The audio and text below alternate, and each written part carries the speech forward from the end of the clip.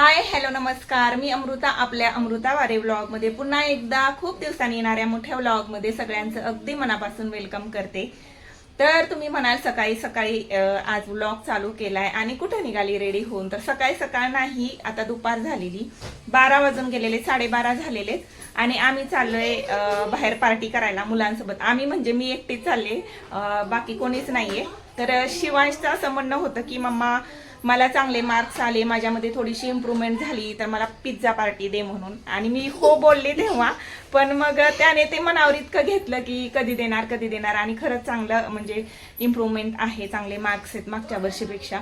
आणि मग मुलांना काही आपण शब्द देतो तर तो पाळायला पाहिजे, नाहीतर मग द्यायलाच नाही पाहिजे. साफ नाही म्हणून सांगायला पाहिजे. त्याच्याने आपल्यावर त्यांचा आपल्यावरचा विश्वास कमी होतो असं मला तरी वाटतं. म्हणून मग आता आम्ही चाललोय पिझ्झा खायला. वाजलेले 12:30, घामाघूम, गरमी तर प्रचंड आहे, तरी पण चाललोय. चला मग आता पिल्लू आमचं रेडी जायचं. कुठे जायचं? नवरंग मध्ये. तर काही जास्त लांब नाही जायचं, नवरंगच्या बाजूमध्ये नवरंग मध्ये जाऊया बेटा.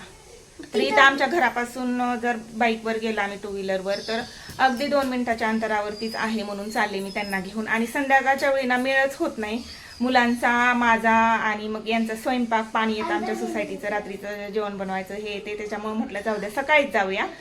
चला मग आता आमची सक्सेस पार्टी माझ्या शिवांशची. तुम्ही सुद्धा आमच्यासोबत एन्जॉय करा. ब्लॉग शेवटपर्यंत बघा, व्हिडिओला लाईक आणि चॅनलवर नवीन असाल तर सबस्क्राईब करायला विसरू नका.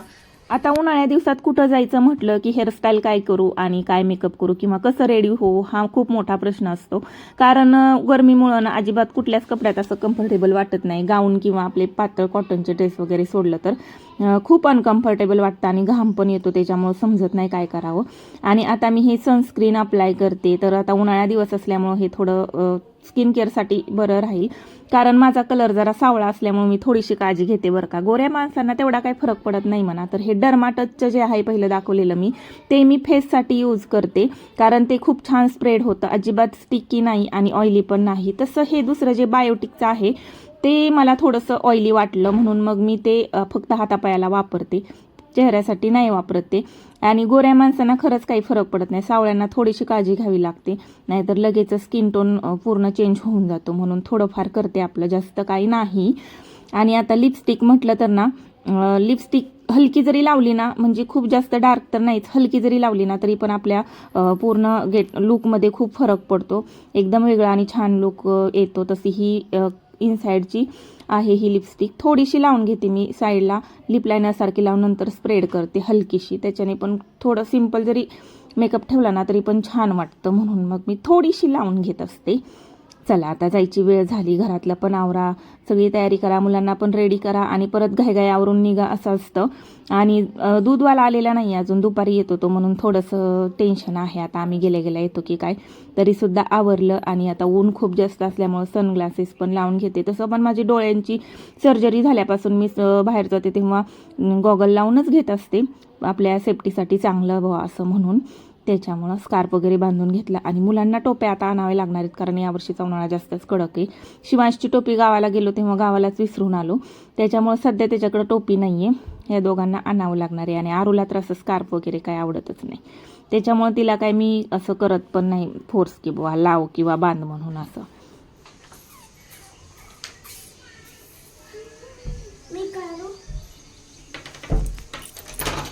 फिरवायचं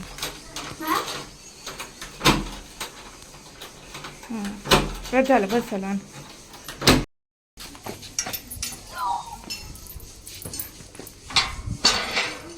सर गरम आहे, गरम झाली का?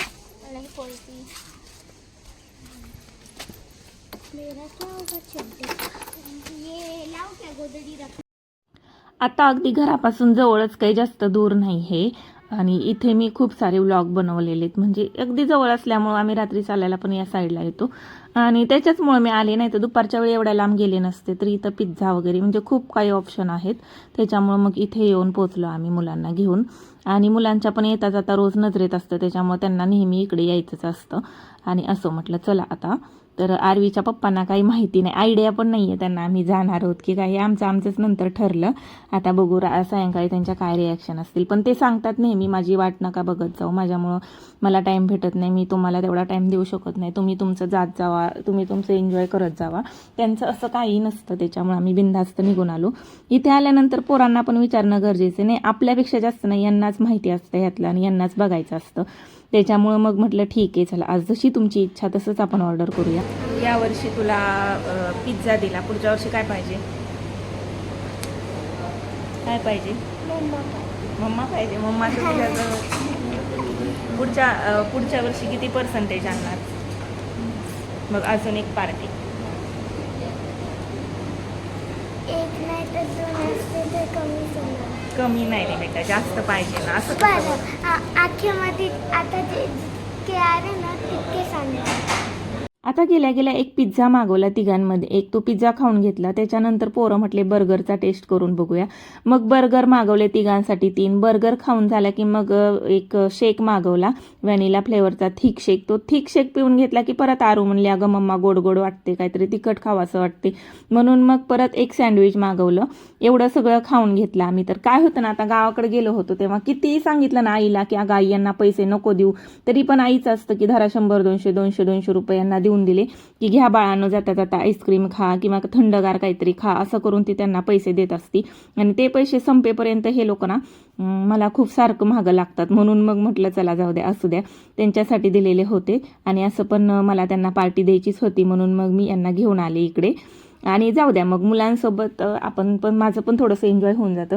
खरं तर दीदी पण जातात त्यांच्या टीचर स्टाफसोबत किंवा त्यांच्या फ्रेंडसोबत. ह्यांचं पण बाहेर जाणं येणं खाणं पिणं फ्रेंड लोकांसोबत होतं. आणि मी एकटी घरात राहते आणि मुलं पण माझ्यामुळं.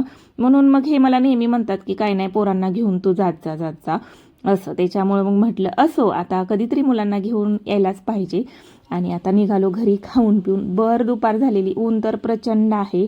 पण आणि आता गाडी परत इथं सावलीत लावली तर त्या वॉचमॅन दादांनी म्हटले की इथं पार्किंग नाही, इथून काढा आणि तिकडे लावा. तर तिकडे परत उन्हात लावली. आता परत गरम झाली सोडून गेलो आपण. आता पप्पा आल्यावर पप्पाला काय सांगायचं? बोलायचं आरवीने पैसे खर्च आरवीने पैसे खर्च केले सांगायचं. मम्मा हमारे थे 400 तूने तो सिर्फ 70 खर्च किए ना, मतलब तू कहाँ से लाई थी? तेरी मम्मी ने दिए थे। तो मेरी मम्मी ने दिए थे ना, तो मेरे हुए ना. अश्विनी में हाँ, हे. चला आता अभ्यासाला लागायचं. 10 पर्यंत कंप्लीट टेबल लिहून दाखवायचे मला बिना बघता. हा मग बरोबरच आहे ना. आता पुढच्या वर्षी अजून रिझल्ट आल्यानंतर अजून दुसरी पार्टी.